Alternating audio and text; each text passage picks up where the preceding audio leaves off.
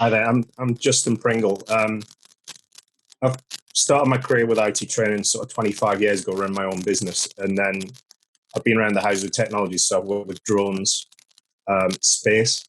I was out in the States a year and a bit ago looking at space.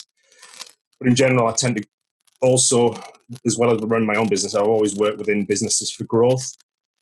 I joined Wolf Group a year ago. Mark, who runs the business I went to school with, I was looking for something to do. And when I approached him, I just said, right, let's come in, have a look, see what we can do with the business. Wolf Group has been going for about 20 years, 21, 22 years. And there's about 1 million turnover. So it's one of these companies in the Northeast that employs 14, 15, does about 1 million, sits in that special gap that the LEP like to talk about.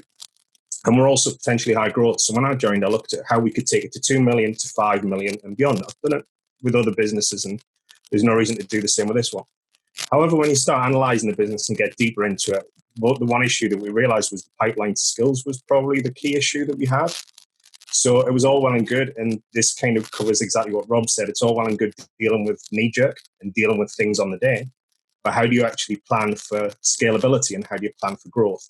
And the biggest problem with most industry and most businesses is human resource is a secondary part of the business. The business manager runs the business, and then human resource deals with recruitment. However, when you're a small business, it's the director who deals with recruitment as well. And as the business changes, the skills requirement change, even the personality changes within the business. And the ideal thing for any business is to have the whole business articulate a certain well-being or a certain kind of what's the word I'm looking for, a certain type of deliverable which suits the business. You don't want to bring in thorns in your side and people with random characterization, because you put them in front of the client and everything you want to do needs to be relatively consistent in its customer service delivery. It's interesting when you start getting deeper into this. It means that within our business, we only have 2 individuals under 21. We've got a lot of staff who are mature and older. We've got 1 female who's 50, who's brilliant. We've been out and we've trained plenty of other businesses how to actually engage with their software developers and recruit the right people. But the business itself is a little bit out of sync and out of balance. And the Northeast is very much like this as well. It's driven by who's available to market. I get on well with the universities. I get on well with Knowledge Transfer Network, Innovate UK. It's not just the Northeast, it's the whole of the globe. You know what I mean? It's not just in this location, but admittedly, I'm at the point now where I've lost the plot a little bit with the university level graduate CV. The success rate isn't as high as we'd think. The salary anticipation's too high over what they can deliver. And then you go to the lower level, which is the apprenticeship level, and we've kind of realized that the only way we're going to drive this through is if we were actually generating the learning profile ourselves.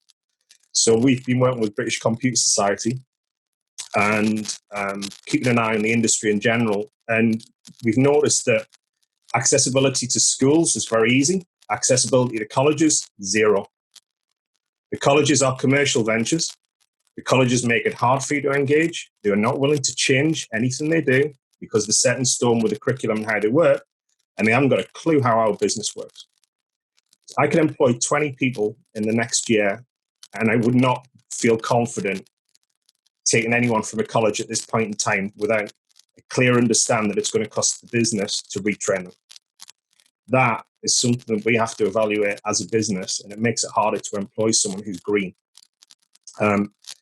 Going into the school level, we're going to plan on doing this a lot more and try and get to some of the kids that are maybe at the career change level. And exactly as Rob said, influence their career decisions. IT is a second career, like as in you have your first career, which is great. And then when you get to 24, everyone has most people have a second career. And IT is one of those environments where it's become a second career because the money's good and because the references happen and because your friends take you into that industry. We've sucked up so many chemists, physicists, and graphic designers. It's getting silly. So we have people with very good complementary skills, but we don't have any direct pipeline through. The IT industry also is very good and very capable at taking people through with Asperger's and various other conditions which make people really hard to employ. But it just means we have to manage, and we have to have a different way of managing. But the skill sets are phenomenal with certain individuals who are not good at presenting themselves directly into us on a CV. And we have to go to the schools to bring those people through, engage with the schools, speak to the lecturers, and find out who the good eggs are.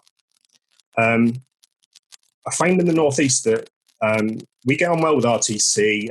I've worked with Maker Faire, for example, and we stopped doing Maker Faire because it's uncommercial. There wasn't enough profit in it, so we stopped running the Maker Faire. I employed 2 people who came and spoke to me about drones at the Maker Faire directly. That level of engagement the Northeast needs better. When we do recruitment days up here, which are at St. James's Park, it's basically numb. It's recruitment agencies. It's a little bit biased towards kind of generics. And if I was to go into one of those environments and ask for CVs, it's the wrong people rocking up anyway. They're just people who ultimately don't necessarily have the initial skill set that we would require, and it would knock their CV back. The idea of getting into the schools is great. However, I have been to enough seminars in the last year to understand that the schools blame business and business blames the schools. The whole point of engagement is proactive, and colleges and schools are relatively not good at being proactive out. Right? They have a job to do. They're there as educators. Businesses are just as bad as going and engaging with the schools unless you've got kids there. So I can see that being a real opportunity. We looked at the generic Northeast. We're in North Shields, whereas now I know that I need to go to North Shields, Tynemouth, and Whitley Bay, and maybe south of the Tyne, and go to specific academic environments and engage directly now, because they're the people who live on my doorstep, and they're the people who we should be employing. We've been trying to look at a wider catchment, worrying about commuting and the financials of getting people into work.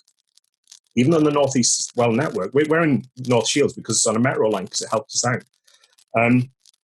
Again, we're going to probably look at a more specific, localized group for employment and see how that works. What's interesting with COVID-19 is everyone's now gone remote. Everyone's doing Zoom calls and everyone's working away. I have not got a clue how I'm going to employ 16-year-olds at the minute without having a minute-by-minute ability to watch somebody's well-being. IT is going to be really interesting because ultimately it may drive a lot of curiosity towards this industry. Online learning is obviously growing at the minute. Online take-up for IT courses is through the roof. Unfortunately, people are still looking how to build websites and how to do the better promoted aspects of IT, whereas that's not really where the roles and the jobs are. The real roles at the minute are building the glue, so using IT and working how to bridge and optimize businesses. In other words, how do you actually get one piece of product to communicate with another? You can buy apps all day long, then they always have gaps in between. And when you're running a commercial environment, you need people who can literally get down to the lines of code. What's of interest for that is that's something that any 15-year-old could be learning at school, and the curriculum still doesn't cover it correctly. So learning basic and learning various machine codes, great, but the schools tend to stay away from Microsoft delivery because it's commercialized, and there's this stigma against certain brands and certain connotations to it. So that needs to change. The LEA's make group in the Northeast, the LEP, we've got Dave on. You need to move away from stats and get onto real. From my perspective, we need to get more proper trials done, not kind of, token gestures of stats of this is a good industry and what have you. I'm desperate to employ staff. We're desperate to have people with the right skill sets. The schools are desperate to get stuck in. It's just a case of how we get the business to mesh correctly. I was really interested when the government led out with the traineeships, sort of like ambitions in the last week. That might just help enough, I think. It would for us. We would engage straight away. However, I did drop into an apprenticeship company in Amick, and they see if they had anyone who we could place I can help with an engineering environment. And they don't do traineeships. So I don't quite understand who's promoting what at the minute. So to get our heads around that would be really useful. And I'm guessing the RTC will have drivers to do that as well. So There you go. But in general, I'm going to carry the sentiment of Rob. I think the whole industry needs a leveler. I think we need 50-50 male and female. When we're going to do recruitment, we want to balance it. We did have plans to put in an academy this year, but that's been scuppered with COVID-19 because we don't know how to train, because we can only make it commercially viable with 20 people in a room. And that's really difficult to try and do social distancing with 20 people and engage with them and teach them. And I'm working with various professional education environments, and nobody's worked it out yet. You can put a load of rules in that you've got gel there, you wash your hands, but the whole concept of dealing with emotional 16-year-olds going through an academy and then trying to bring them up and make sure that they come in or not, or you distance learn, I think we'll follow the lead. We'll let someone else work that one out for us.